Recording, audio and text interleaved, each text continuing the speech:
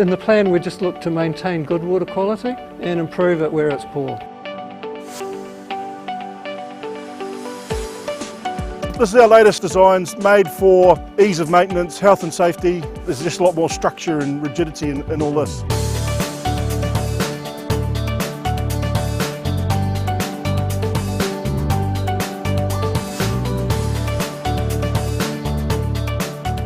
It's our first greenfield site, so this was designed and built as per our specifications. It has like a diffuser underneath, a fine bubble and a coarse bubble. So you've got coarse bubble travelling on the top and fine bubble travelling underneath.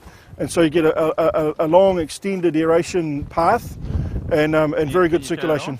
It's pretty big, plenty of capacity in the winter. How deep? 1.2 at the moment. Okay, and in summer you double that? Yep, yeah, it goes up to 2, and it goes up to about 2.4. Alright, Terry, that is cool. Very nice. It's about ready for a trim. Have you ever trimmed it before? Yeah, it's had a trim. Yep. So what we got here, we've got the typical pond processes happening in the in this first portion. Reduction in BOD, TSS, lots of nice algae growth. You get a bit of nitrification, oxygenating, and then down in here underneath we've got windows and these baffles, so it goes through here, up that way, down, up, and then back down again. So we'll keep walking. Watch your feet, Andy. So the wastewater's coming towards us, and you can see the white PVC bolted to the edge of each little joiner plate as it goes along the modules. That there is a permeable curtain that's hanging to the base. It's got slits in the top, so up near the roots, so all the wastewater's coming up through that root zone, and obviously that rises and falls between the summer and winter levels. So you can see the top of that curtain there hanging to the base with chain weights. The purpose of this cover is to deny the light in the final 3 days of treatment, and then that knocks the algae right out. So you can see how we've taken the back end of a single pond system and turned it into a batch reactor or a trickle filter. And now these systems here we've built maintenance walkways into them. Don't Weight Watchers on it, bro. Maximum 100 kg. So our maintenance guys, they come in here with the sickle bars, knock this in. This is safe. If you've got snakes, they can go that way. You can see there's no trip hazards.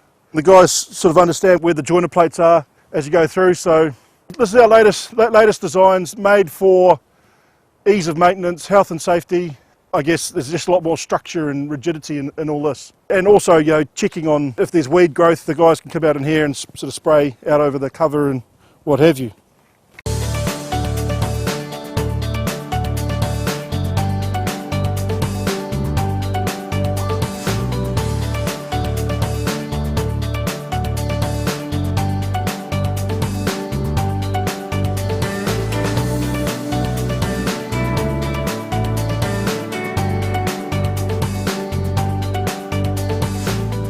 I guess what you're getting in the centre there, as we're cleaning it up, you got more penetration of sunlight.